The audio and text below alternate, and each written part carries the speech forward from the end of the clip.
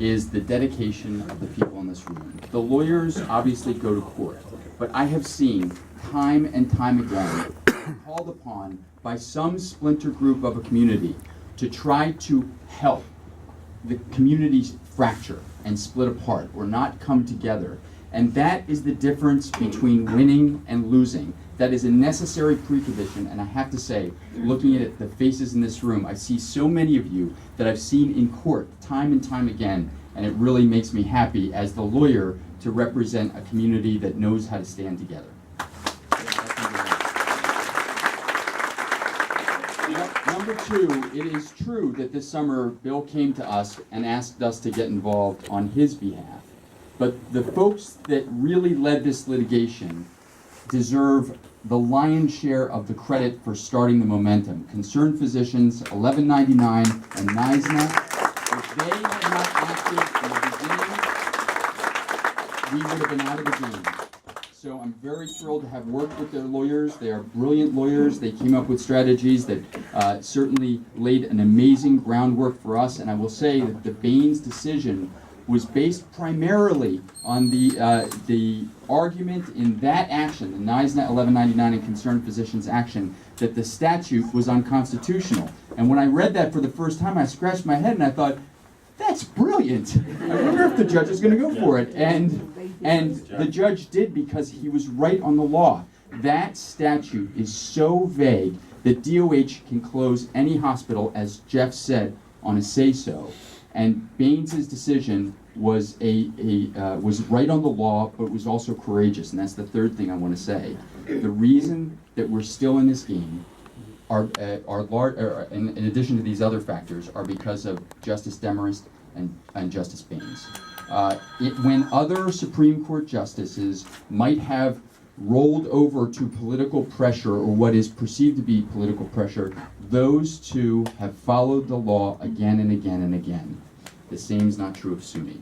And that's why Jeff asked me to come here to speak to you, because it is frustrating to everyone how it could be that order after order after order was entered, upheld by the appellate division, and SUNY still continues to act in violation of the order. And I wish I had a really good explanation for you, but I don't. The truth of the matter is that as a state agency, SUNY has said time and again that all of these orders are stayed. Now, the law is in their favor in one regard. When an order is entered, that means the person who's ordered has to comply with the order. But the only way to enforce an order is to go for contempt. Unless it's a money judgment, the only way, if you're directing someone to keep a hospital open, the only way to make them follow the order is to hold them in contempt. And there is where all of the litigants have been pushing very hard for a contempt proceeding. And that's the thing that's been hard to get the courts to agree to, because that's obviously kind of like the nuclear weapon. Holding a state agency in contempt of court is, in my view, what needs to happen in order to get SUNY to follow the law. Well, finally, I'm happy to report to you that Justice Baines has scheduled a contempt proceeding for November 18th.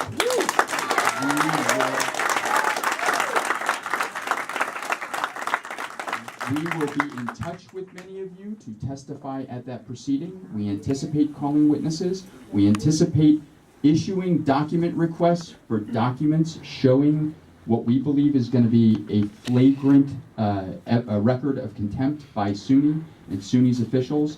And we are very hopeful that that proceeding does not get delayed in any way, shape, or form. Now, today, we were prepared to go forward, and I have to, again, call out the lawyers representing NISNA, because they took the laboring oar on these papers. They worked all weekend. We were prepared to go into court today to serve an expedited contempt motion for the layoffs. And we also, over the weekend, let SUNY know that today we had hired process servers, and we were going to go about to serve each and every member of the SUNY Board of Trustees with an order compelling them to comply with the Baines and Demarest orders. And the service of that order is the first step to holding the SUNY trustees personally liable for contempt. And after those two steps, SUNY apparently, at least temporarily, has caved and indicated that it will not immediately go forward with the layoffs. That doesn't mean they won't reissue them 2 or 3 or 4 days from now, but that they will abide the collective bargaining agreements to make sure that the union members have an opportunity to grieve those notices, which is going to take us well past the period of time for the contempt proceeding, because that was the important thing. Withholding any terminations until after the contempt proceeding could take place. And once the witnesses are called, then we're going to have, hopefully, a completely different landscape with respect to the enforceability of Baines's and Demarest orders. Now, just to clarify, in terms of the Demarest action, you remember Jeff correctly said that she vacated her motion vacating the transaction. So just let me walk that through. In May of 2011, she approved SUNY's takeover.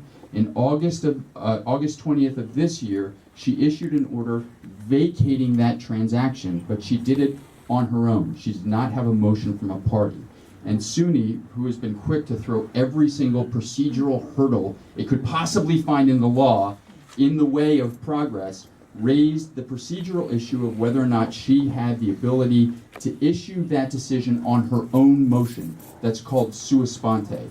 We believe that she had that power, but as we found out during a court proceeding, she was not sure that she did.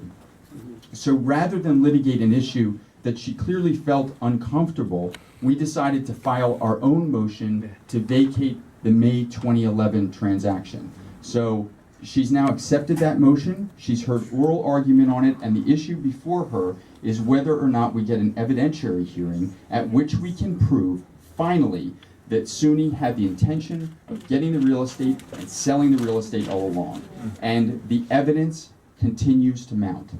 We've been contacted by a number of witnesses, I'm not going to speak about them now, that we think have relevant, admissible evidence showing that all along SUNY was not dedicated to a turnaround plan, fired the turnaround director, it stopped billing for services, so it put the hospital into the very situation that it later complained of, and it never, as Jeff said, never experienced the kinds of losses that it had anticipated when it first sought approval from the court to take over the hospital in the first place.